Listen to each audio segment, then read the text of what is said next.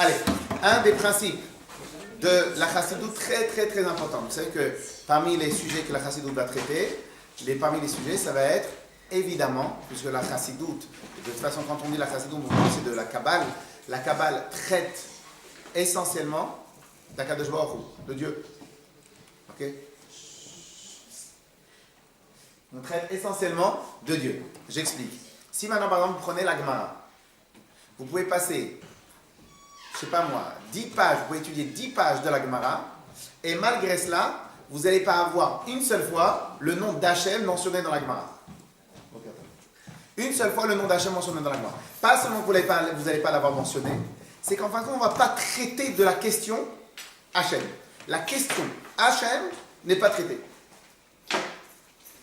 Quand par exemple vous étudiez les lois des tefilines, on vous parle de quoi? On parle de comment mettre les tefilines, on parle de ce qu'il y a marqué dans les tefilines, on vous parle de plein de halachot. Mais la question d'Hachem, on ne parle pas d'elle. De la même manière, lorsqu'on va parler de Shabbat, on ne va pas parler de la question Hachem, il va très rarement être mentionné.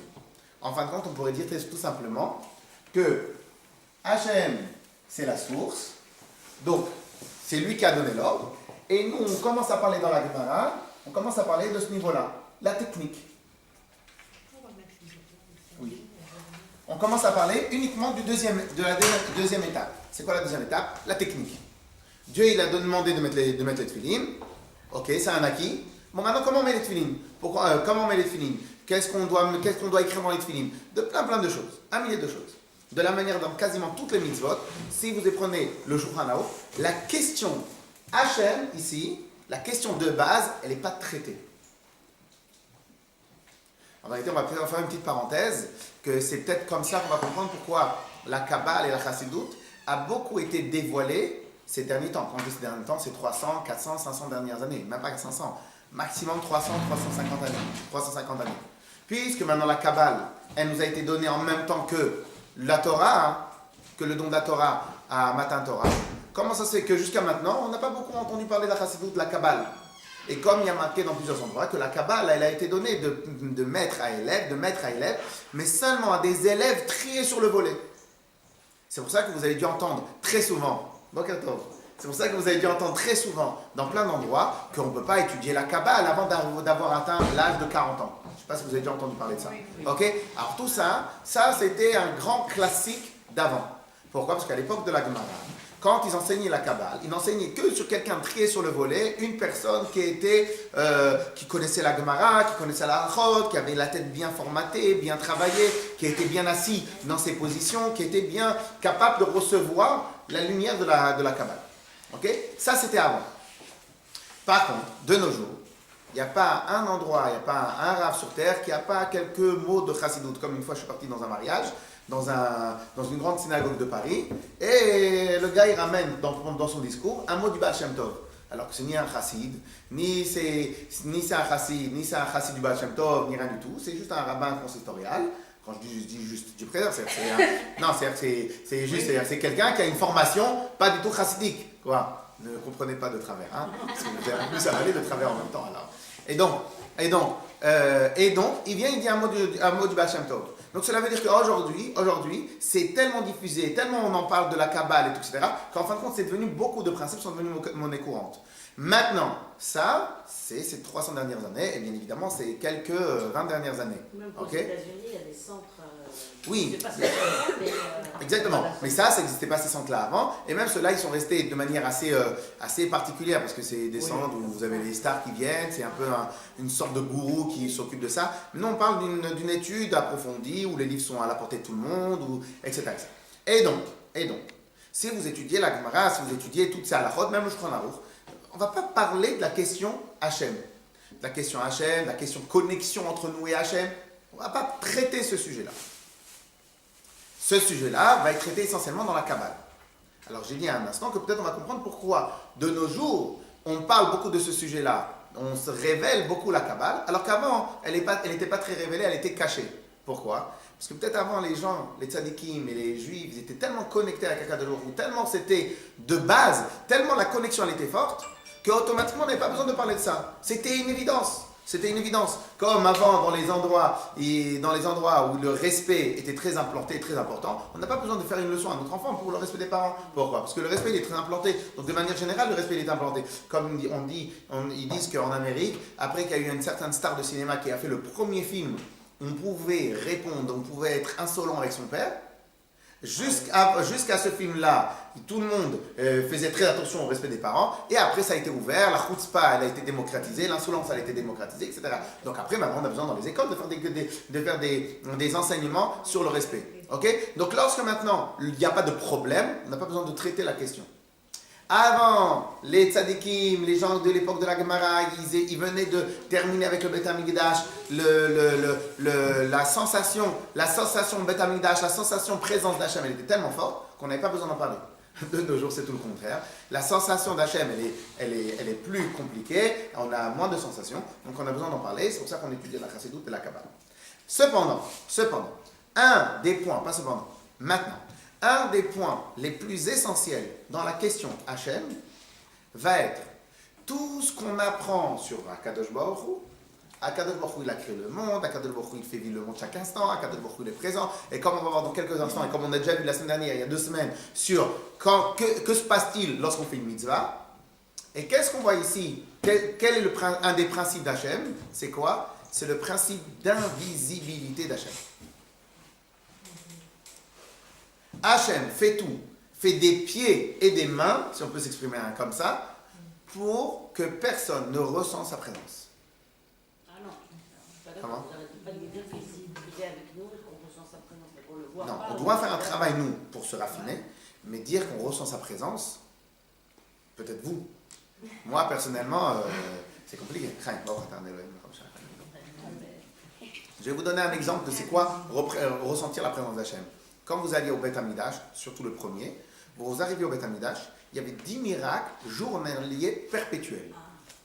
Aujourd'hui, la présence qu'on va avoir, c'est une présence où on va travailler, où on va s'affiner, on va affiner notre mode de recherche, on va affiner nos yeux. À ce moment-là, on va pouvoir ressentir, on va pouvoir voir certaines choses. Quand par exemple quelqu'un il a un miracle, quelqu'un comme vous allez chez un tzaddik, la personne il a une maladie, vous allez chez le tzaddik, il vous fait une bracha et plus. Donc à ce moment-là, vous ressentez bien fort. Mais ça, c'est des moments privilégiés, que vous avez particuliers, qu'Akadosh Baruch Hu il vous a donné le mérite d'être présent à ce moment-là. Mais sinon, de manière générale, on ne peut pas dire qu'on a une sensation d'Akadosh Baruch Hu comme les Bnei Israël, ils avaient à l'époque du désert. Nous, à l'époque du désert, on avait les colonnes de nuée qui aplatissaient le parterre, on avait les colonnes de nuée qui nous lavaient, qui nous parfumaient nos habits, qui nous faisaient l'air conditionné alors qu'on était en plein désert. Donc la présence d'Hachem, on la ressentait très forte, on la ressentait autour de nous. Aujourd'hui, on ne peut pas dire que c'est exactement comme ça. Ok? Le fait d'ouvrir les yeux le matin. Mais ça, vous avez besoin de faire un travail, puisqu'il y a 7 milliards. Quel travail? Je veux dire, il y a 7 milliards d'individus sur Terre. Ouais. Les 7 milliards, ils ouvrent les yeux le matin, et c'est pas pour ça qu'ils vont ressentir Dieu. C'est Dieu qui nous a ouvert les yeux. Je suis d'accord, mais ça, c'est un travail. Ce que je veux dire par rapport à la sensation, il y a un moment où c'est Hachem qui vient et qui vous met devant l'évidence, que vous ne pouvez pas aller ni à droite ni à gauche, il vous met devant l'évidence, il se révèle comme Pharaon. Au début, il a dit, mais c'est qui ce Dieu-là? À la fin, c'est Pharaon lui-même qui est parti courir. Donc lui, c'était la personne la plus orgueilleuse sur Terre. Il disait à tout le monde, c'est moi le Nil, c'est moi qui l'ai fabriqué le Nil. Okay? Donc c'était la personne la plus orgueilleuse. Eh bien, il a pris 10 plaies. À la fin, quand il a pris 10 plaies, il a été obligé d'accepter l'évidence que c'est Akadosh Baruch Hu, le maître du monde. Okay? Mais nous, cette évidence-là, nous, on doit faire un travail. De quoi? Sur quoi? Non, mais vous nous dites tout le temps, on apprend tous les jours que Dieu est toujours à côté de nous et que Dieu est non. Alors c'est pour ça que j'ai parlé. La semaine dernière, vous nous avez dit, vous faites la mitzvah. Vous n'avez pas. C'est pour ça que je parle. Non, je précise. C'est pour ça que j'ai parlé d'invisibilité. J'explique. C'est-à-dire, j'ai bien dit le mot invisible. J'ai pas dit il n'est pas présent. J'ai dit le mot invisible. Oui, mais on sait merci, Rav Israël. Ça va, on sait qu'il est invisible. Non, mais excusez-moi, non, mais c'est vrai. C'est-à-dire que moi, je pense qu'à l'époque, je ne sais pas, ce que j'ai compris, c'est qu'à l'époque, il se révélait et que maintenant, il ne se révèle plus. Voilà. Alors maintenant, c'est exactement ça. Parce qu'on a dit qu'il se révèle le matin quand on se réveille, puisque c'est grâce. Très bien. Juste une question. Quelle est la différence entre quand j'ouvre les yeux le matin, et je vois mon plafond, Et à l'époque de la sortie d'Égypte, quand je lève les yeux le matin, et je vois Kadosh Baruch Hu, je le vois. À l'ouverture de la mer, il y a marqué qu'elle a vu la servante, ce que le prophète Yechesquiel, il n'a pas vu. Donc c'est-à-dire qu'avec les yeux physiques, matériels, de la même manière que moi je vois ce bois-là, de la même manière à l'époque de la sortie d'Égypte, on voyait Hachem. Et comment il était représenté à l'époque? Non, mais c'est autre chose. C'est autre chose. Non, deux secondes. On ne va pas revenir sur le fait qu'Akadosh Baruch Hu il est présent, on ne va pas revenir sur le fait que nous, on doit travailler, comme il y a marqué dans plein d'endroits, que chacun il a son travail, il a son obligation de trouver Hachem dans tout ce qu'il fait. Oui. Ça, c'est une évidence, c'est pas tout ça qu'on parle. On parle que concrètement, si moi je ne fais pas le travail, je ne remarque pas. Si moi je ne fais pas le travail, je ne remarque pas. Aujourd'hui, comment ils font par exemple quand il y a quelqu'un qui sort un nouveau produit, un nouveau téléphone, qu'est-ce qu'ils font toutes les autres sociétés concurrentes? Ils vont prendre le téléphone, ils le décortiquent, ils ouvrent le téléphone et ils commencent à espionner tout ce qui s'est passé à l'intérieur du téléphone. C'est-à-dire que si maintenant vous êtes de l'extérieur, vous voyez rien comment ça marche. Donc il faut aller faire un travail. On ne parle pas de notre travail à nous qu'on doit aller faire pour aller rechercher l'information. On parle d'une information évidente. Ok? Donc, pourquoi maintenant j'ai utilisé le terme invisibilité d'Hachem? C'est parce que Akadosh Baruch Hu, alors, quelle est la différence entre invisible et pas présent? C'est qu'en fin de compte, quand on dit qu'Hachem il n'est pas présent, Dieu préserve, ça voudrait dire éventuellement qu'il n'est pas là. Vous avez des parents qui sont sortis de la maison, les enfants ils sont un peu angoissés. Pourquoi? Parce qu'ils ne sont pas présents les parents. Ok? Le même enfant, vous le laissez dormir dans la chambre. Lui il sait que ses parents ils sont dans leur chambre, il est calme. Mais de quoi il est calme? Je ne comprends pas. En quoi ça te fait une différence entre s'il est là et là, tu es apaisé. S'il n'est pas là, tu es angoissé. C'est quoi la différence? Puisque quoi qu'il arrive, tu dors la nuit. Ok? Donc, quelque part, il y a ce qu'on appelle la présence, il y a ce qu'on appelle la présence ou l'absence, il y a ce qu'on appelle la présence, maître invisible. Ok? Ce principe-là, comme on va voir tout à l'heure, pourquoi Akadosh Baruch Hu, il est présent, mais invisible, pas absent? Parce qu'en fin de compte, alors d'abord, pourquoi il est invisible? Parce qu'Akadosh Baruch Hu, il veut nous donner le libre arbitre. Tout simplement. On va prendre exemple de nos ancêtres quand on est sorti d'Égypte. Pourquoi il n'y avait pas de libre arbitre avant? Alors, comment? Il n'y avait pas de libre arbitre avant?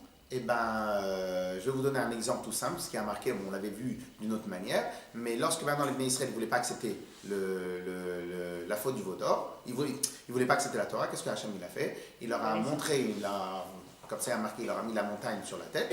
C'est quelque part, c'est pas qu'il leur a mis la montagne, il leur a montré un tel amour d'Akadosh Baruch Hu, une telle réalité, une telle grandeur d'Akadosh Baruch Hu, c'est qu'ils ont été obligés de dire oui. Si maintenant vous rentrez au Beth Amikdash, vous voyez des miracles continus. À la fin, comment vous rentrez chez vous? Vous rentrez chez vous, vous faites n'importe quoi? Vous rentrez chez vous et faites n'importe quoi. Vous avez une vraie sensation qu'Akadosh Baruch Hu il est là. Cependant, Akadosh Baruch Hu il a toujours maintenu, il a toujours fait en sorte qu'il ait toujours le libre arbitre. C'est-à-dire quoi le libre arbitre? C'est-à-dire que, et c'est pour cela qu'à l'époque du Beth Amikdash, et apprenez bien cette règle-là, c'est pour ça qu'à l'époque du Beth Amikdash, la Avodah Zara, l'idolâtrie, était très très présente. Aujourd'hui, ça n'arriverait jamais à personne, qui que ce soit, de dire « Ah, je vais prier telle pierre, je vais prier tel arbre, je vais prier tel... » Même les goïms qui sont un peu idolâtres, ils savent quelque part que c'est plus tellement vrai. Mais avant, les gens, ils étaient assez bêtes pour croire que c'est le soleil qui va leur donner à manger, que c'est la pierre qui va leur donner à manger, que c'est Mais c'est comme ça, c'est comme ça. Non, mais je suis pas d'accord avec vous. Il y a plein de pays, enfin pas en France, mais il y a plein de pays où l'idolâtrie, elle est présente. Très peu de pays. Lesquels, par exemple? L'Inde. Pour ceux qui connaissent, c'est quoi le bouddhisme? Le bouddhisme n'est pas une réelle idolâtrie. Ils amènent quand même des... Tout celui qui voit, c'est quoi tout celui qui étudie un peu le bouddhisme, il sait très bien que le bouddhisme, Bouddha par exemple, officiellement, dans leur tête à eux, c'est une réincarnation d'un guide. C'est un guide. Ouais. C'est un guide. Bouddha, officiellement dans leur religion, c'est un guide. Non, mais ils ont plein de dieux. Oui. Voilà, ils font des sacrifices et des trucs. Comment Si vous me permettez, je connais un peu. C'est dans l'hindouisme et pas dans le bouddhisme. Dans le bouddhisme, Bouddha, ce n'est pas le dieu, c'est effectivement la réincarnation d'un prophète. Voilà. Et dans l'hindouisme, où il y a un panthéon de milliers de dieux, ce sont des représentations de ce que je peux comparer dans le judaïsme à Midot Hashem, à qualité divine, qui sont représentées sur les différentes formes. mais ils ne croient pas aujourd'hui, vu le progrès et l'industrialisation et l'éducation qu'il y a dans le monde, ils ne croient pas que tel Dieu fait tel miracle. C'est-à-dire pour eux, c'est juste le reflet de certaines qualités ou de certains midot. Qualités, c'est ça. C'est avant. De certains représentations. Oui, mais c'est pas parce que. Oui, mais regardez, je vous donne un exemple. Les chrétiens, ils sont idolâtres. On ne peut pas appeler ça idolâtre. Ils ne sont pas idolâtres. C'est-à-dire que c'est une sorte d'idolâtrie, mais ils ne sont pas idolâtres. C'est-à-dire qu'ils ne considèrent pas que. Comment? Les chrétiens, contrairement à nous, si je peux me permettre, nous, on est dans l'invisibilité, mais eux, ils ont mis une image sur leur... Oui, alors ça, c'est encore une autre chose. Mais c'est-à-dire que même eux aujourd'hui, ils ne sont pas idolâtres. De toute manière, historiquement, le christianisme est arrivé à un moment où l'idolâtrie, c'était devenu presque has-been. Ils ont été obligés, pour relancer l'affaire, de faire de faire une fusion entre les représentations matérielles qu'il y avait avant chez le culte païen. Donc, mais à la fin, ils ont dit, on va faire une fusion entre la représentation matérielle d'un dieu et le monothéisme.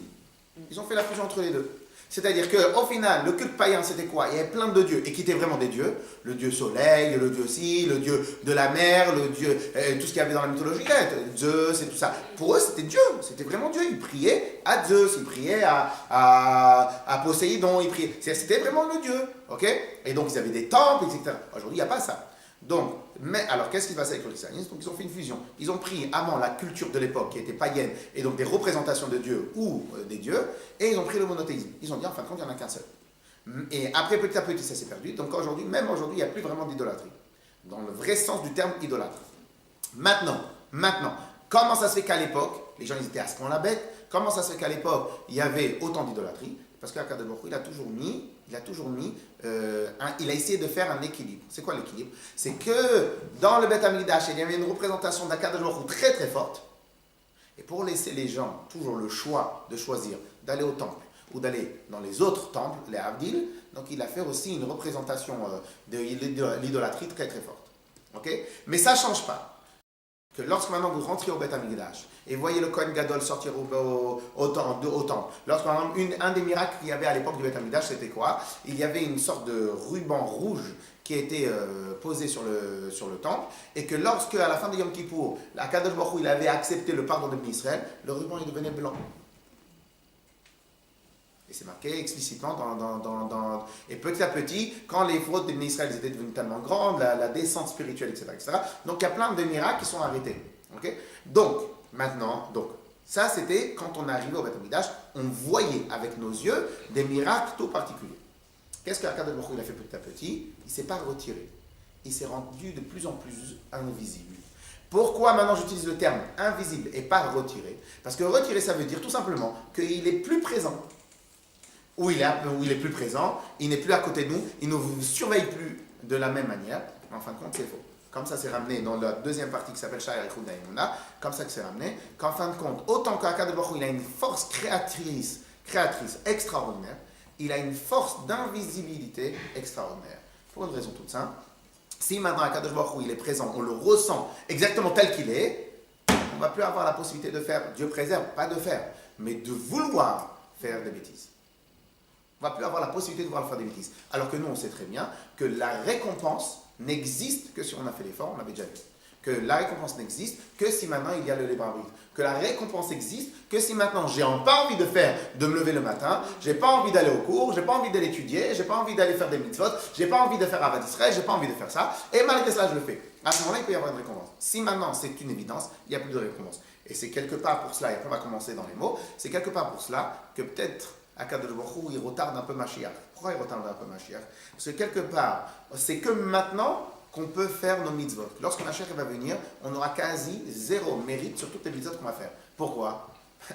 Akadosh Baruch Hu va être présent, on va le voir, le Beth Amikdash va arriver, le matin quand on va vouloir aller à Yerushalayim, il va y avoir les nuages qui vont arriver, ils vont nous prendre, nous amener à Yerushalayim pour la tefila et pour étudier, après on va rentrer à la maison. Il y aura tellement... C'est un peu marrant, mais c'est comme ça que c'est marqué. Donc il y aura des miracles continus, journaliers, etc., etc. Donc automatiquement, on ne pourra pas nier l'évidence. Ok? Je réinsiste sur le principe d'invisibilité. C'est qu'en fin de compte, tout ce il y a marqué dans la Torah la présence d'Akadosh Baruch Hu, qu'Akadosh Baruch Hu crée le monde. Tout ça, c'est tel que c'est, exactement tel que c'est marqué. Sauf que Dieu a fait exprès, dans sa grande force, de nous le rendre impossible à la vue humaine. Parce que si on pouvait le voir, on n'aurait plus le libre arbitre. 2, on ne pourrait même plus supporter la vue de ce qu'on fait. Ok? Donc, maintenant on va reprendre dans les mots parce qu'on a beaucoup travaillé à l'oral ces derniers temps et je veux absolument qu'on passe ce chapitre-là. On va reprendre dans les mots et en même temps qu'on va reprendre dans les mots, on va expliquer. Page 56 à gauche. Quel rapport avec la chassidoute? Alors, quel rapport avec la chassidoute? C'est que c'est essentiellement la chassidoute qui parle. Alors, donc, c'est essentiellement la chassidoute qui parle de ce principe-là. Qu'en fin de compte, la présence d'Akadosh Baruch Hu et l'invisibilité d'Hachem. Et qu'avant, on ne traitait pas de cette question-là. Pourquoi on ne traitait pas de cette question-là? Parce que chez les autres tzadikim, ils voyaient ces choses-là. Nous, on ne voit plus. Donc c'est pour ça qu'on va parler de ça. Et c'est pour ça que tout ce qu'on a étudié dans le début du chapitre, on va le reprendre petit à petit. Page 56 à gauche, Daf Chavtet, page Chavtet. Il y a encore des livres ici. Qui veut un livre?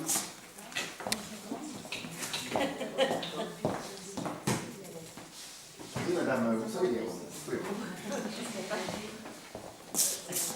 Vous n'en avez pas, madame Mita? Vous n'en avez pas? Je vais venir au cours de la dame.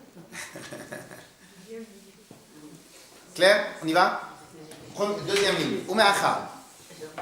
Alors, normalement, tous les autres cours, on avait fait beaucoup d'oral. Là, on a vraiment travaillé le sujet. On ne va pas revenir encore une fois sur l'oral, on a bien compris. Donc, en même temps qu'on va lire et traduire, on va revenir, on va réexpliquer les choses qu'on avait vues. Umeacha. Vous y êtes à la première ligne d'Af Raftet. Umeacha, on avait expliqué longuement, dernièrement, que à travers les mitzvot, à travers nous, on fait une fusion avec Hachem au moment des mitzvot. Ça, c'est ce qu'on avait vu. On avait vu, rappelez-vous, on avait vu que les mitzvot, c'est le corps est l'outil d'excellence de la Neshama. Donc, il n'y a pas meilleur outil que mon corps pour exprimer ma Neshama. Donc, mon corps est l'outil d'excellence de ma Neshama. Comme vous avez vu, qu'en fin de compte, au moment où Akadosh Baruch Hu, il veut faire descendre une Neshama, en fin de compte, il scanne cette Neshama et il met la même chose en corps, okay, pour que la Neshama et le corps soient en fusion totale et puissent faire leur travail. Donc, de la même manière que le corps est l'outil d'excellence de la Neshama, de la même manière, les 613 mitzvot sont les outils d'excellence de la Neshama d'Hachem pour révéler Hachem. Donc, il n'y a pas meilleur moyen de connecter le cerveau avec Akadosh Baruch Hu que les tefilines de la tête, entre guillemets, si on peut dire. Okay? De la manière, les tefilines du bras, que Avat Israël, dans toutes les mitzvot d'Avat Israël, que les bougies de Shabbat, pour amener la lumière, etc., etc., etc. Les 613 mitzvot que Dieu il nous a donnés, c'est les outils d'excellence pour révéler la grandeur de Dieu. Ça, c'est le premier point. Deuxième point, on a vu, lorsque quelqu'un il fait une mitzvah, il y a une fusion très très forte entre le corps qui fait la mitzvah, la neshama qui habite le corps, Akadosh Baruch Hu qui s'investit dans la mitzvah et qui s'investit dans le corps. Donc on avait vu qu'il y avait une fusion très très très forte. Après, on avait vu que le plus haut niveau de fusion c'était lequel? L'étude de la Torah. Pourquoi le plus haut niveau de fusion c'est l'étude de la Torah? Rappelez-vous bien, parce qu'en fin de compte, l'étude de la Torah se fait essentiellement dans la pensée. La pensée c'est spirituel. L'étude de la Torah, c'est spirituel et divin avec Akadosh Baruch Hu. Donc, en fin de compte, c'est le seul moyen pour qu'un outil spirituel rencontre un outil spirituel et la fusion, elle est parfaite. Okay? Je reprends ce dernier point pour être sûr et certain que tout le monde démarre ensemble. On avait expliqué, dans n'importe quelle chose qui existe sur Terre, si maintenant je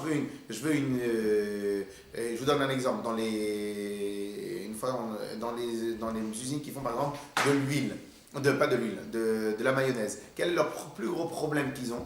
Ils doivent faire une grande technologie, pas besoin d'une grande technologie, mais c'est compliqué. C'est pour faire en sorte que la mayonnaise prend bien. Pourquoi? Parce qu'étant donné que l'huile, elle ne se mélange quasiment avec rien du tout, donc ils sont obligés de faire tout un stratagème pour chauffer en même temps l'huile, pour la travailler, etc., pour qu'elle fasse une seule chose avec les autres ingrédients. Donc en fin de compte, lorsque maintenant ces deux espèces différentes, ces deux sortes différentes, ces deux matières différentes, la fusion elle est très difficile.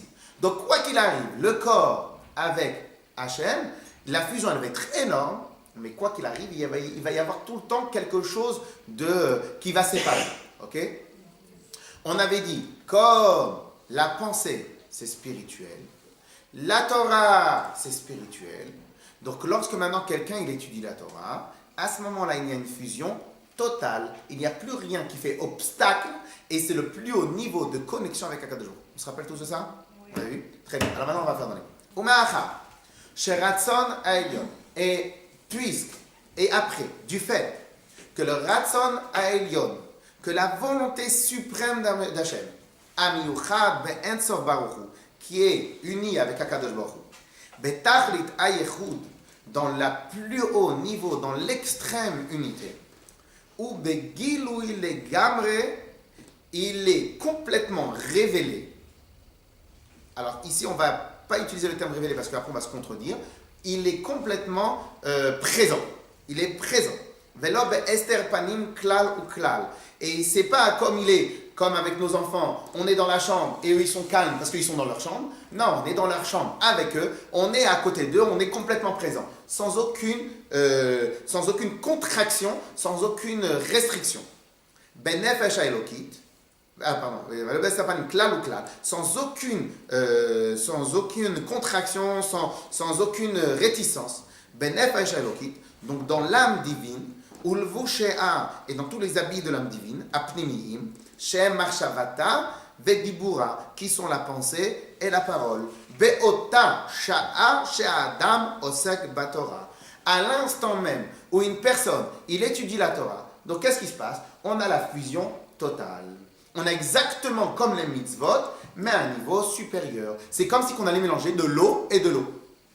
C'est comme si on allait mélanger deux sortes de vin. C'est qu'on a comme les mêmes sortes de vin. Donc au final, on voit que malgré que celui-là il a été ouvert hier et celui-là il a été ouvert aujourd'hui, au final on ne peut pas faire la différence parce que c'est une seule sorte. De la même manière dans tous les domaines. Lorsque maintenant c'est les deux mêmes sortes qui se mélangent, alors là, le mélange est parfait. Il n'y a plus rien qui fait obstacle.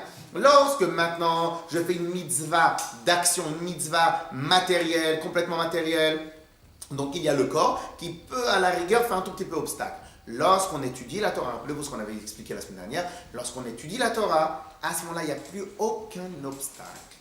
Akadosh Baruch Hu et le Ben Israël qui étudie la Torah, ils font maintenant un sans aucune limite. Ok? Aregam anefesh ulvushea. À ce moment-là, même l'âme et les habits de l'âme, qui sont la pensée et la parole, dans ce cas-là, pas l'action, parce que l'action on a dit que c'était un peu plus obstacle, la pensée et la parole, elus, donc ces habits-là, meyuchadim mamash be'ensof baruchu be'ota shah. Quelque chose d'extraordinaire. À ce moment-là, on a une fusion totale entre Akadosh Baruch Hu et le juif qui étudie la Torah. Ok? Pourquoi maintenant on a une fusion totale? Parce qu'on avait expliqué longuement que Dieu et la Torah c'est une seule chose. Lorsque le juif il étudie la Torah, donc en fin de compte il est en train d'attraper Akadosh Baruch Hu. Ok? Donc en fin de compte, c'est pas comme un tableau d'un artiste que l'artiste il est parti ailleurs, il est parti habiter de l'autre côté de la terre, et que le tableau il est resté ici. En vérité, Akadosh Baruch Hu et la Torah, c'est une seule chose. Donc lorsque moi j'étudie la Torah, qu'est-ce qui se passe à ce moment-là?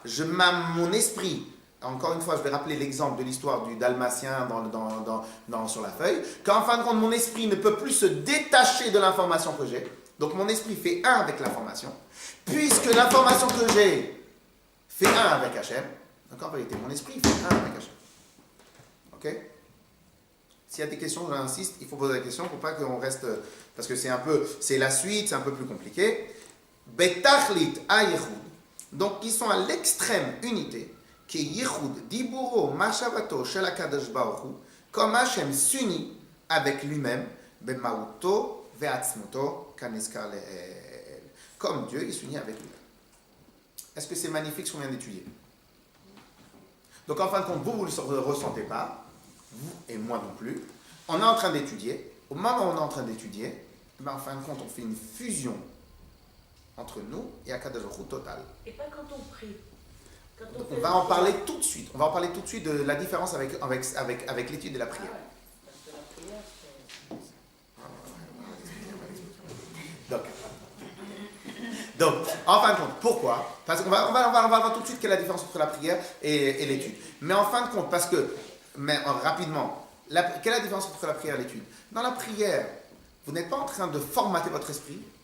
L'esprit ne se formate pas. Quand vous demandez quelque chose à quelqu'un, l'esprit ne se formate pas avec quelque chose, avec la chose que vous demandez. Ça n'a rien à voir. Lorsque je vais demander à mon père, est-ce que papa, tu peux m'acheter une voiture? Quel rapport ma demande, la voiture et mon père? En fin de compte, moi, je ne cherche à obtenir quelque chose ou autre chose. Quelque part, la tefila, c'est ça. Alors évidemment, la tefila, on se rattache parce qu'en demandant quelque chose à mon père, donc automatiquement, j'accepte de facto que c'est mon père la source qui va me donner la voiture. Donc il y a plein d'avantages dans la tefila. C'est pour cela qu'on explique longuement dans la Chassidut que pour les gens simples comme nous, la meilleure échelle, le meilleur accès à le raffinement, à s'attacher à Kadosh Baruch Hu, c'est la tefila. Vous le vouliez ou vous ne le vouliez pas, c'est la tefila. C'est le plus haut niveau. Il y a seulement, comme ça c'est ramené dans les livres, il y a seulement les grands tzadikim qu'ils ont une telle annulation avec Hachem, ils ont une telle connexion avec Hachem, qu'ils arrivent via l'étude de la Torah, d'avoir une connexion directe. Mais sinon, nous, dans l'étude de la Torah, on ne ressent rien, on ne voit rien. C'est maximum, c'est super intéressant, c'est sympathique, etc., etc. Mais malheureusement, on ne ressent rien. Par contre, les tzadikim, ils ressentent. Nous, la seule manière qu'on a pour s'annuler et pour se connecter avec au-dessus de nous, c'est la tefila. Ça, c'est sûr et certain. Mais il n'empêche qu'il y aura toujours un obstacle, il y aura toujours un intermédiaire. La force que Dieu a donnée à l'esprit, c'est qu'une fois que l'esprit comprend quelque chose, on ne peut plus séparer l'esprit de l'information qu'il a. C'est comme ça, vous le voulez ou vous ne voulez pas. C'est pour ça que des fois, lorsqu'on pense mal sur quelqu'un, allez faire une mise à jour pour enlever ce que vous avez pensé, il vous faut des années et des années et des années. C'est pour ça que vous faites très très attention à la shonara. Pourquoi la shonara il est très très problématique? Pourquoi la shonara c'est la pire des choses? Parce que lorsque maintenant je parle mal sur Reuven, maintenant Reuven peut-être il est gentil, il n'est pas gentil, peu importe. Lorsque maintenant je parle mal sur Reuven, et en plus je suis quelqu'un qui sait bien parler, donc qu'est-ce qui se passe? Je vais reformater l'image de Reuven chez la personne qui m'a écouté. À partir du moment où j'ai reformaté l'image de Reuven chez la personne, c'est fini. Lorsque Shimon il va voir Reuven, c'est fini. Il va le voir avec des yeux négatifs. Mais qu'est-ce qu'il y a de négatif? D'abord, à toi, il t'a rien fait. Il t'a jamais fait de mal. N'importe quoi. Ou n'importe quoi. C'est que de la représentation. Mais le problème, c'est quoi? C'est que d'un côté, c'est un avantage extraordinaire. De l'autre côté, c'est le défaut de la qualité. La qualité, c'est quoi? C'est que l'esprit a une capacité d'union, d'unité avec l'information extraordinaire. Ça, c'est l'avantage de l'esprit. C'est l'avantage de la qualité de la pensée. C'est la qualité de l'esprit de la pensée, de la compréhension, du chokhmah, binadat, etc. Ça, c'est la qualité. Le défaut de la qualité, c'est quoi? C'est une fois que j'ai malheureusement intégré une mauvaise représentation, aller chercher dans la tête et enlever et déconnecter la mauvaise représentation. Et c'est, au passage, c'est tout ce qu'ils essayent de faire les psychologues et tout, etc. Lorsque quelqu'un a un problème, en fin de compte, tous les problèmes qu'on peut avoir, ce n'est que des problèmes de représentation. Parce que des fois, il n'y a rien qui se passe. Quand on a peur, au final, on a peur de quelque chose, mais au final, il n'y a rien. Donc, comment ça se fait que tu as eu peur pendant 2 heures et au final, il n'y a rien eu? Parce qu'en fin de compte, tout le problème, c'est que des représentations. Il y a des gens que des fois, ils ont une mauvaise représentation. Allez retirer la mauvaise représentation de la personne et allez transformer à la place de la mauvaise représentation, allez mettre, en fin de compte, à l'expliquer que la personne, elle est gentille. La personne, elle est bien. Ok? Donc ça, c'est elle n'est pas bien. Comment? Si elle est vraiment mal. Alors ça dépend. Ça n'existe pas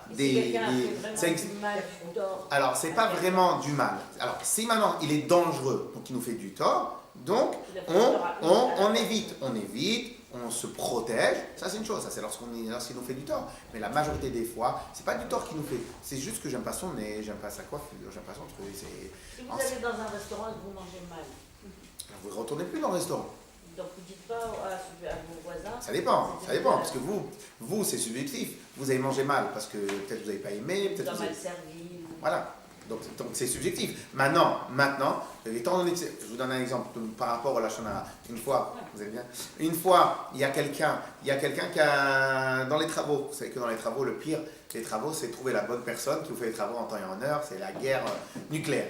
Alors maintenant, qu'est-ce qui se passe? Une fois, il y avait quelqu'un que quand il faisait les travaux, il vous annonçait une date. Il fallait rajouter un mois, voir le casse-tête, vous n'en pouvez plus, vous ne savez plus quoi faire, c'est très problématique. Lorsque maintenant en plus on est important, on a besoin de faire entrer les enfants dans la maison, ou lorsqu'on a besoin de reprendre du travail, etc. Donc c'est très important. Maintenant une fois il y avait un monsieur, Reuven. Sur Reuven, la vérité, il a de bracha grave.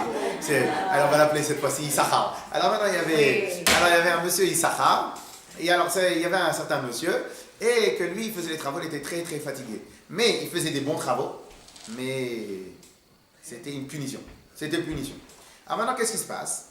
Il y a monsieur Shlomo, qui sait que monsieur Shmuel, il va prendre ce monsieur, on l'appelait comment, Issachar. Ce monsieur Issachar, il va le prendre pour faire des travaux. Mais moi, il a de la peine. Pourquoi? Parce que lui, il sait très bien qu'il est problématique. Donc d'un côté, si maintenant je dis que lui, il n'est pas bon, peut-être qu'il a fait tchouva entre-temps. Peut-être qu'il a fait tchouva. Peut-être que lui, il a eu un accident avec lui. Mais peut-être que lui, en fin de compte, il est un peu... Donc, qu'est-ce qui se passe? Si maintenant il vient, il lui dit du mal de lui, ça va être du lachon hara, il va lui enlever sa parnassa, et peut-être que c'est faux, et peut-être ci, peut-être ça, et 20 000 choses. Mais de l'autre côté, si c'est réellement qu'il est mauvais dans le timing, et l'autre c'est son ami, comment il empêche son ami, il ne le protège pas son ami? Ok, donc on a un problème, comment on fait? Il faut lui présenter une occasion. Mais quand vous vous présentez d'une personne, vous lui enlevez la parnassa. Non, je sais pas, j'ai dit je suis petite.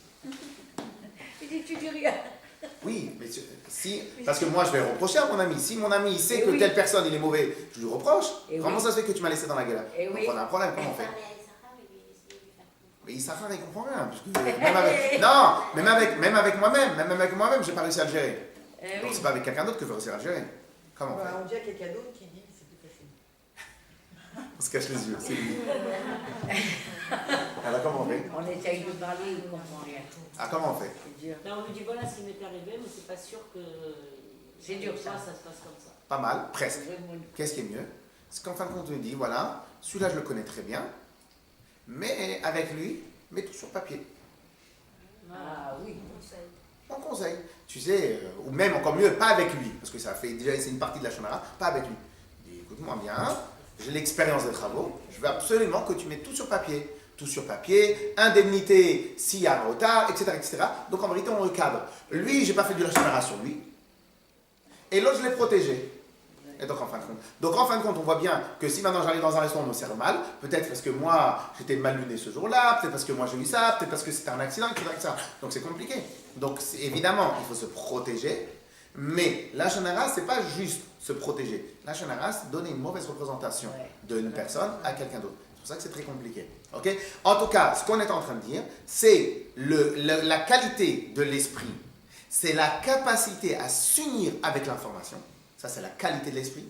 Et le défaut de la qualité, qui ne nous concerne pas à nous maintenant, le défaut de la qualité, c'est une fois que je me suis uni avec l'information, bah, va enlever l'information.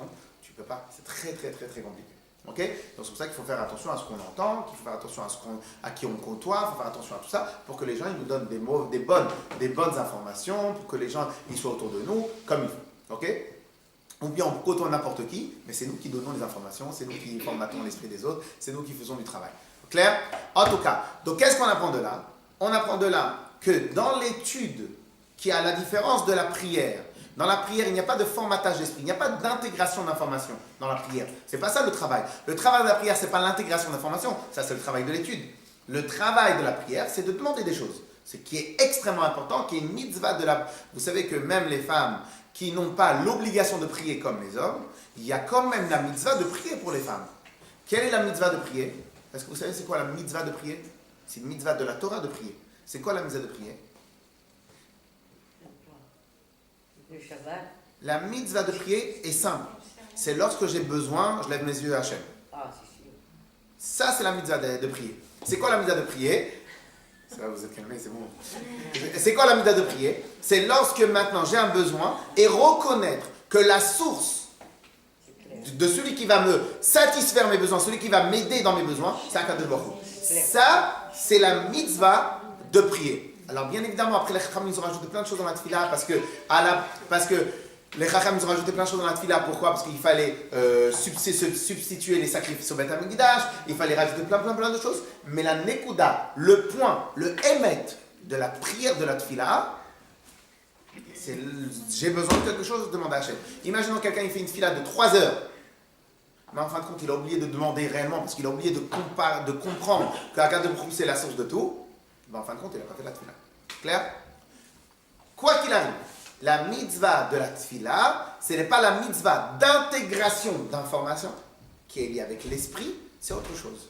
Donc c'est pour cela que le plus haut niveau, la mitzvah la plus élevée, dans le principe de fusion avec Hachem, la mitzvah la plus élevée, c'est la mitzvah d'étude de la Torah.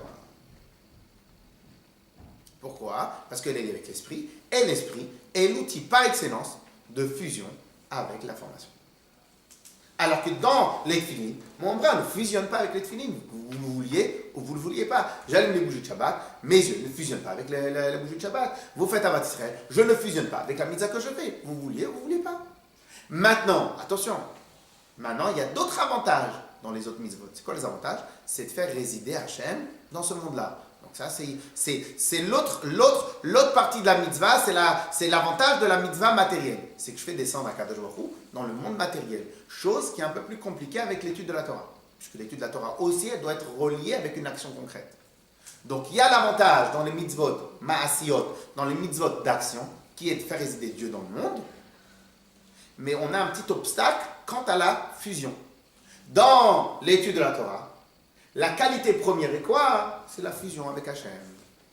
On a un autre défaut qui est que si maintenant tu étudies, mais tu restes dans l'air et tu ne sais pas aider ton prochain, tu ne sais pas faire les mitzvot, tu ne mets pas les tefilines, ça sert à quoi que tu m'étudies pendant des heures et des heures la mitzvah de tefilines si tu ne mets pas les tefilines. Okay? Donc il y a un avantage dans chaque chose.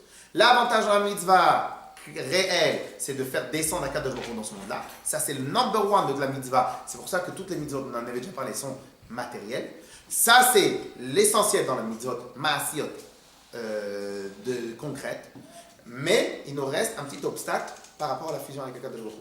L'avantage de l'étude de la Torah, c'est quoi? C'est qu'il y a une fusion totale avec Akadosh Baruch Hu.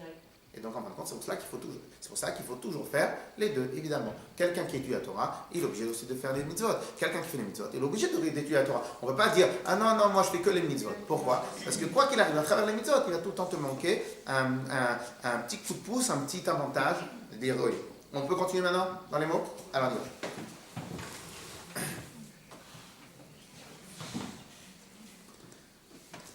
va. Velo od, ela sheyichudam. Vous y êtes, vous y êtes 2, 4, 6, 8, 9. 9e ligne. Velo od sheyichudam. Vous avez? Madame Chantal, vous avez? Oui. Sheyichudam. Ou beyeter aseet veyeter oz miyichud or ensof baruch hu beolamot ha'elyonim. Alors bon, ça je ne peux pas commencer maintenant à expliquer tout de suite, sinon on a encore 3 heures. Quelque part, l'attachement qu'il y a entre nous et Dieu, écoutez bien ce qu'il va dire, il est a priori plus important, pas a priori, il est plus important que l'attachement qu'il y a entre Hachem et les mondes célestes. Mais non, on n'est que des humains, on n'est rien du tout. Alors en fin de compte, ici on ne va pas développer le sujet, mais c'est essentiellement lié avec l'intention, la kavana, l'objectif. L'objectif de la création du monde a été nous, les êtres humains. L'objectif de la création du monde n'a pas été les anges. Parce que les anges, ils ont toujours existé, plus ou moins. Okay? Donc en fin de compte, comme Akadosh Baruch Hu, son objectif c'est nous. Donc lorsque nous on fait un travail, c'est 1000 fois plus important à ses yeux que lorsque maintenant des gens qui n'ont pas l'objectif, entre guillemets. Okay? Eux, ils sont des moyens, nous on est l'objectif. Donc lorsque maintenant quelqu'un il étudie la Torah, Hachem s'unit avec lui de manière encore plus parfaite que quand il s'unit avec les mondes célestes. Mais Ahar, chez Ratzon Ha'elyon ou Begilui Mamash, puisque à Kadosh Baruch Hu, la volonté d'Hachem, elle est réellement éclairée, elle est réellement chez nous, Ben Nefesh ou Lvushea, dans l'âme et dans les habits de l'âme, concernant l'étude, la pensée et la parole, Aoskim Batorah, qui s'investissent dans l'étude.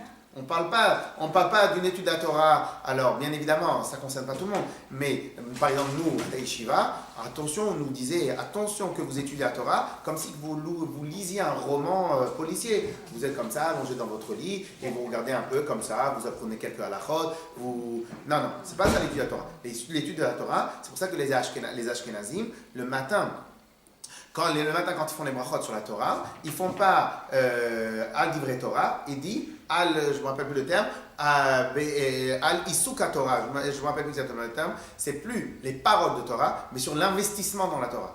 Okay? Parce que quelque part, ce que Akadosh Baruch Hu attend de nous, c'est pas juste qu'on lit quelque chose, comme ça. C'est qu'on a un investissement, qu'on réfléchisse, on révise, on travaille. En tout cas, lorsque la personne s'investit dans la Torah, il étudie la Torah, et alors lui, il est plus uni avec Akadosh Baruch Hu, plus que les anges et les êtres célestes. Parce que l'avantage de l'étude de la Torah, l'avantage c'est quoi? C'est qu'à ce moment-là, je me transforme en morceau de Torah. Je fais encore une petite parenthèse. Il y a marqué que lorsque maintenant on voit un grand Talmid Chacham, etc., un grand maître de la Torah, il faut se lever. Pourquoi on se lève? Parce qu'en fin de compte, on se lève exactement comme si on devait se lever quand il y a le Sefer Torah qui passe. Quand il y a le Sefer Torah qui se passe, je me lève. Et bien lorsque lui, il a étudié beaucoup la Torah, lui, il a un Sefer Torah. C'est quoi la différence entre lui? Alors, qu'est-ce qu'on apprend de là? On apprend de là que lorsque le juif, il étudie la Torah fortement et qu'il y a beaucoup de connaissances de la Torah qui sont incrustées dans son disque dur, et bien automatiquement, il fait un avec la Torah. Ok? Et tout, et pas seulement ça, c'est que tous les mondes célestes, ils reçoivent leur vitalité, de la vitalité qui provient de la Torah. Lorsque nous on étudie la Torah, à ce moment-là, c'est à ce moment-là qu'Akadosh Baruch Hu, il accepte d'envoyer beaucoup d'influence et de parnassa et de brachot dans ce monde-là. She'ir et Tzono v'chokhmato yitbarech, parce que c'est la Torah qui est la volonté d'Hachem. Donc lorsque maintenant, lorsque mes enfants, ils me font ma volonté, donc je leur donne. S'ils me font ma volonté, je leur donne pas. La volonté d'Hachem, c'est l'étude de la Torah et les mitzvot. Lorsque maintenant, en plus, j'étudie la Torah, à ce moment-là, Akadosh Baruch Hu, il est content de nous. Akadosh Baruch Hu, il envoie. Donc tout dépend de l'étude de la Torah et tout dépend des mitzvot. Kedirtiv, kulam bechokma asita. Comme il y a marqué un passouk, mais bon, ce passouk-là, il est un peu marrant parce qu'il est mangé sous plein de sauces différentes, mais concrètement, c'est la même chose. Kulam bechokma asita, Akadosh Baruch Hu, il a fait tout le monde entier avec la chokma. C'est quoi avec la chokma? On considère qu'il y a une seule chokma, qui est la chokma de la Torah, et donc en fin de compte, tout ce qui a été fabriqué pour la Torah, à travers la Torah, dans l'étude de la Torah et pour les mitzvot. Et donc, lorsque maintenant, nous, on accomplit la volonté d'Hachem, automatiquement, Akadosh Baruch Hu, il envoie tout. Veimken, à Chochma, chez Torah, donc la Chochma, que elle, c'est la Torah, les Malamikulam, elle est au-dessus de tout. Vehi, Retsono, Idbarech. Et c'est ça, la Torah, c'est la volonté d'Akadosh Baruch Hu. Anikra, Sovev Kol Almin, qui est appelé, on étudiera ça une autre fois, le niveau de Sovev Kol Almin, le niveau d'Akadosh Baruch Hu qui entoure tout le monde. Chez Ibrinat, Ma, She'eno Yachol Litlabesh Betoch Almin. Et c'est tellement élevé qu'en fin de compte, la Torah, elle reste toujours de manière extrêmement élevée. Je ne vais pas rentrer dans cela. Rak mechaye ou meir le malab b'chinat makif vehi amitla v'shed ben nefesh uloshia. Et ces niveaux très élevés auprès d'Akadosh Baruch Hu, eux ils s'habillent, ces niveaux extrêmement élevés, ils s'habillent à l'intérieur de toi au moment où tu étudies la Torah, que tu fais une seule chose avec la Torah. Clair? Si, avant de continuer, s'il y a bien un point dans lequel on doit se rappeler, regardez toujours cette chose-là claire en tête. L'esprit est l'outil d'intégration d'information le plus élevé, puisque l'information est spirituelle, l'outil est spirituel, donc l'outil et l'information, ils deviennent un. Ça, c'est l'avantage de la qualité de la chorma et de l'esprit. Ok, ça c'est la fabrication, c'est l'outil, que vous vouliez ou pas. Et bien, lorsque maintenant l'intégration, l'information que j'intègre, eh bien, quelque part, c'est Dieu. Donc, j'intègre, je m'unis, je me fusionne avec l'information. Et dans le cas échéant, c'est Akadosh Baruch Hu. Ok? Beprinat Giloui, Keshos Kim Batorah, Ve'afal Gab De'i ou le Chazi. Alors maintenant, ça c'est la phrase essentielle sur laquelle on a commencé le cours. Et donc, tous ces niveaux-là, ils sont réellement, c'est ce qui se passe au moment où on étudie la Torah. Alors, regardez bien les trois mots, Ve'afal Gab et la parenthèse, c'est important. Ah, maintenant, qu'est-ce qui se passe? Ve'afalga de'i ou lo chazi.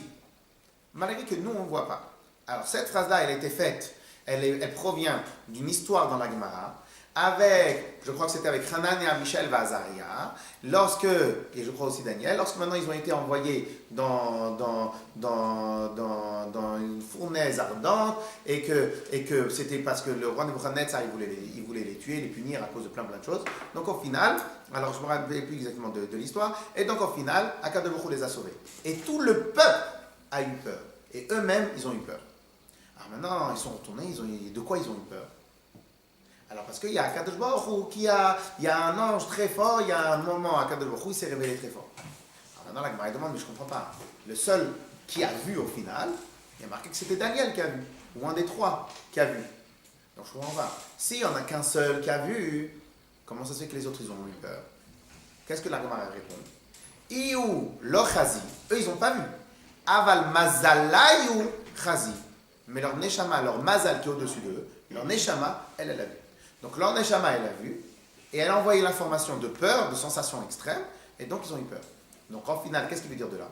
C'est que tout ce qu'on a dit, malgré que nous on ne le ressent pas, mais nous, notre neshama, elle le ressent. Elle le sait, elle le sent, elle le comprend.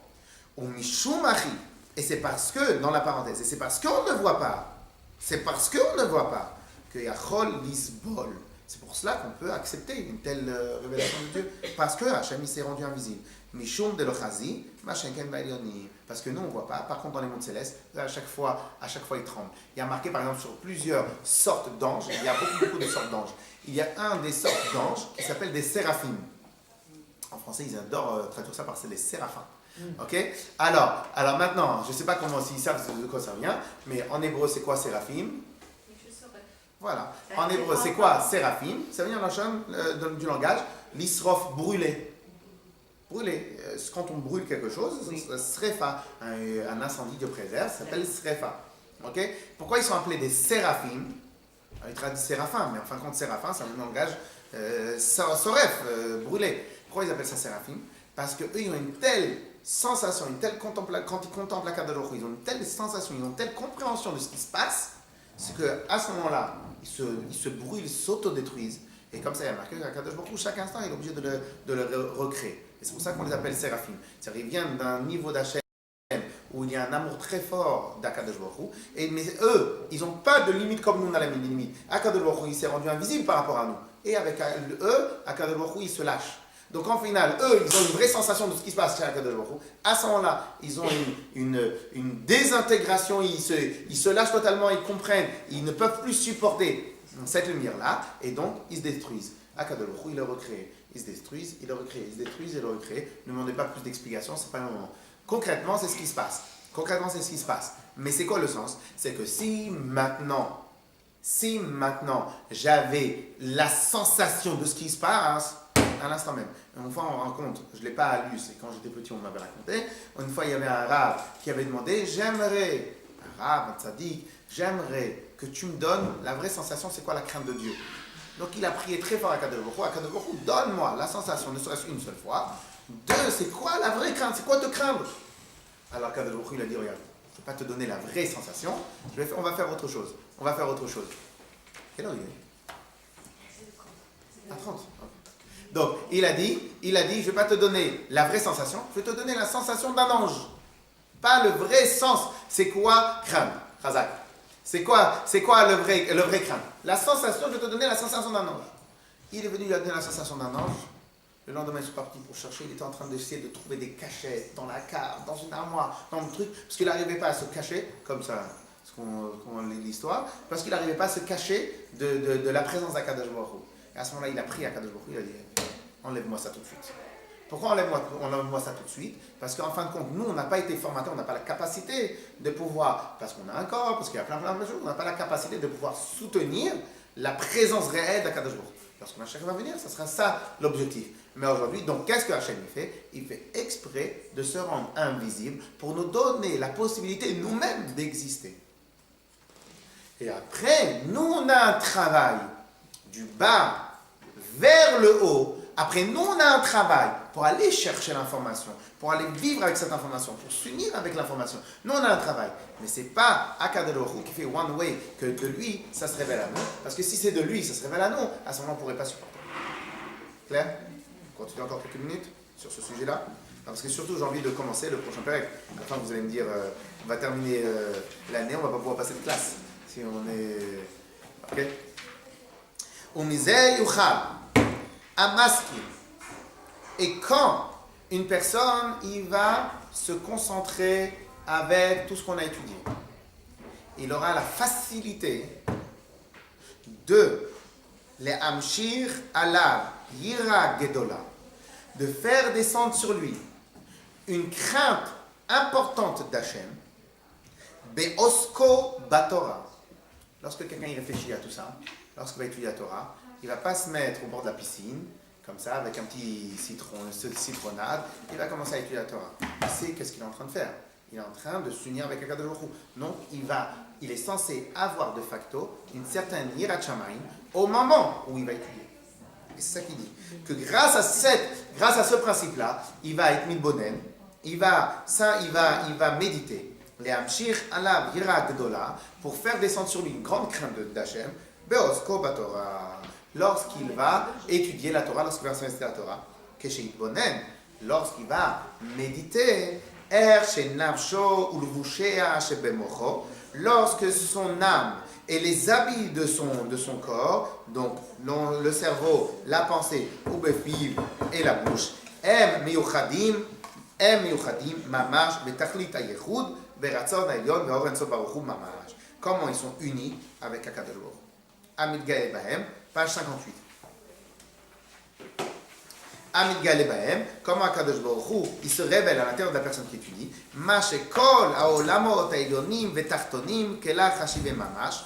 Et donc, il s'unit avec lui, alors que toute la création n'a pas de valeur. Au Kain ve'efes mamash, atcheneo mitlavesh betocha mamash. Et la sovev kol hamin. C'est en fin de compte Akadosh Baruch Hu, il s'unit avec personne, parce que personne n'a la capacité de s'unir avec Akadosh Baruch Hu. Parce qu'Akadosh Baruch Hu est trop. Et avec laquelle personne il s'unit, oui, avec celui qui étudie. Donc lorsque maintenant quelqu'un il va réfléchir, il va penser à cela, il va être mitbonen, il va méditer sur cela, au moment où il va étudier la Torah, il va avoir un peu une crainte, une lourdeur, il va être conscient de ce qu'il est en train de faire. Beprinat makif, la chayotam, ikar chayutam, pour faire vivre tous ces mondes-là, rakezo, aram, mitlavesh, vetzocham, machi yocholim nisbol, shelo yidvatlu, bemitzvot egamre, seulement, ils peuvent accepter seulement une minime, une toute petite, infime révélation d'Hachem. Ok? Qu'est-ce que je voulais dire?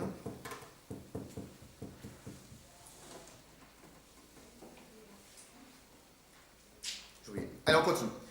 Veze shokatuv, vaitzaveinu Hashem, et kol achukim haele, leira et Hashem. C'est ça qui a marqué qu'Akadosh Baruch Hu nous a donné toutes ces mitzvot-là pour le craindre. Alors, je rappelle un petit point. La dernière fois, je ne sais pas si c'est avec vous que j'avais posé la question, j'avais demandé une fois dans la cour, quel est le but final de toutes les mitzvot? Au final, en dehors du fait qu'on doit faire descendre Akadosh Baruch Hu dans ce monde-là, le but final de toutes les mitzvot, c'est quoi? De nous unir avec Hachem. C'est ça le but final de toutes les mitzvot. Très bien. Donc maintenant, une fois qu'on a tout étudié, qui c'est qui remplit au mieux ce rôle-là? C'est l'étude de la Torah. Pour les hommes. Non. J'allais dire chez les Pourquoi pour les hommes? Pourquoi pour les hommes? Non. On a dit qu'étudier la Torah, on avait bien expliqué la semaine dernière ou il y a 2 semaines, que étudier la Torah, c'est absolument tout dans la Torah. Même comme je dois faire le yud dans les tefillin, ça c'est l'étude de la Torah. Mais nous, ça ne nous intéresse pas. Pourquoi? La cacheroute, ça ne concerne pas les femmes. Oui, La cacheroute, ça ne concerne pas les femmes. Il y a plein de mitzvot qui concernent les femmes. Il y en a plein, il en manque. Il y en a plein qui concernent les mitzvot. Et sans parler que de la chassidoute, c'est peut-être une des choses qui concerne aussi le plus les femmes, puisque c'est des choses qui sont liées directement avec le service de Dieu continuellement. Et à chaque fois qu'il y a une information de la Torah qui s'imprime à l'intérieur de notre tête, c'est fini la connexion avec elle. Ça c'est un. Après, dans un registre un peu plus macho, c'est pour cela que le srout des femmes, elle est lorsqu'elles permettent, ou est-ce qu'elles envoient, ou est-ce qu'elles sortent de leur maison, les maris, pour aller étudier la Torah. Ouais. À ce moment-là, ça fait partie des plus grands mérites des femmes. Ok? Pourquoi? Parce qu'en fin de compte, l'étude de la Torah du mari, il rejaillit, ils sont investis. Mais là encore, on ne peut pas comparer cela. Non. Oui, le soir, il faut les envoyer. Et donc, pas que le matin. Et donc, ça, ce principe-là, c'est à ce moment-là que on se formate directement avec l'information. Donc, toutes les mitzvot qu'on va faire, c'est magnifique. Comme on l'a dit tout à l'heure, l'avantage des mitzvot, c'est l'investissement d'Akadosh Baruch Hu dans ce monde-là. L'avantage de l'étude de la Torah, c'est la connexion avec Akadosh Baruch Hu. Maintenant, pour terminer sur ce petit point, pour vous prouver que les mitzvot, c'est entre guillemets plus important de la Torah dans ce domaine-là, c'est que si maintenant on doit faire une mitzvah et il n'y a personne d'autre pour faire la mitzvah, on doit abandonner l'étude pour faire la mitzvah. Ça c'est un, surtout, que le but de l'étude, c'est d'aller faire la mitzvot. Aïkar, amas et waïkar. L'action est l'essentiel. En d'autres termes, c'est pas une fuite, c'est pas une fuite qui est non, moi je vais aller à yeshiva, je vais faire aucune mitzvah, je vais faire que la Torah. Non, ça c'est pas, on parle pas d'une fuite. Là, on est en train de parler que chaque chose a sa place. Lorsque maintenant on étudie, eh ben, il faut étudier, il faut s'investir pour formater l'esprit, pour faire un avec l'information. Pas juste étudier, connaître par cœur, et après au bout de 6 mois je vais oublier. Non, faire un avec l'information. Et après que je sors de l'étude, j'ai les mitzvot à faire. Donc en fin de compte, c'est un alliage des deux. Ok? On est juste en train de parler que quel est l'avantage à droite, quel est l'avantage à gauche. Alors,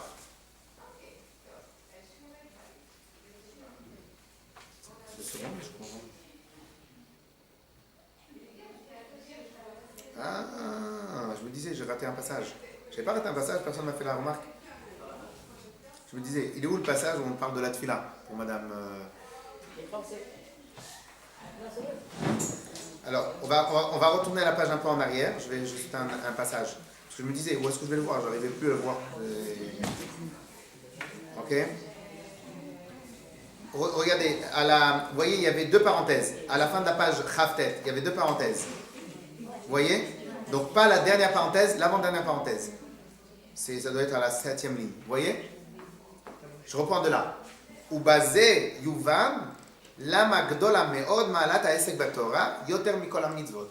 C'est de là on voit pourquoi l'étude de la Torah, la qualité, l'avantage de l'étude de la Torah est plus élevé que toutes les mitzvot. Encore une fois, comme j'ai dit tout à l'heure, il faut toujours l'alliage. Mais dans la particularité, dans la qualité de l'étude de la Torah, plus élevé de toutes les mitzvot. Ve'afilu mitfila, même encore plus élevé que la tfila. Vous voyez que j'ai raison, madame Loretta. Alors, ve'afilu mitfila, chez Yehoud Olamot Elyonim, que l'étude, la tfila est une union des mondes supérieurs, c'est quelque chose de très très élevé, encore plus chez les tzadikim. Malgré cela, l'étude de la Torah est encore plus grande. Alors maintenant, alors si c'est comme ça, pourquoi dans les yeshivot qu'ils étudient, pourquoi ils devraient faire que étudier? Pourquoi ils font aussi la tfila? Ils ne devraient pas prier.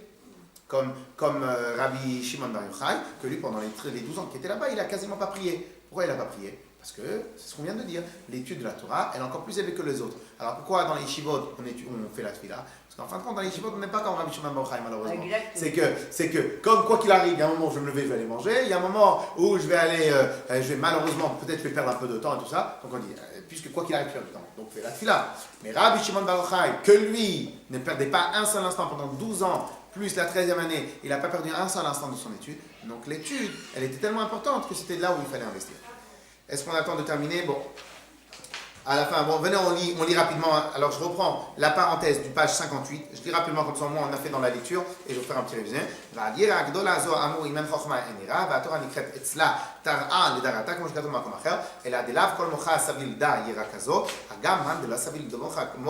כלל יראה זו, לא מינה ולא מקצתה, מן פחיתות ערך נפשו בשורשם וכל המדרגות התחתונים, לססירות דעשייה, אין יראה זו מעכבת בו למעשה כמו שכתוב לקמן. Et donc, à travers tout ce qu'on a étudié, on peut comprendre à combien l'étude de la Torah, quelle est l'action de l'étude de la Torah, qui fait qu'on va automatiquement avoir une grande yirat shamayim. Et maintenant, il disait ici que bon, maintenant le problème c'est qu'on sait étudier la Torah, on va dire, on n'a pas la capacité de vraiment saisir l'importance du moment qu'on étudie la Torah. Et il dit, mais c'est pas grave si on ne saisit pas, mais en tout cas, on peut en tout cas y tendre à faire. On a terminé le cours de Tanya. Pour celle qui reste, on va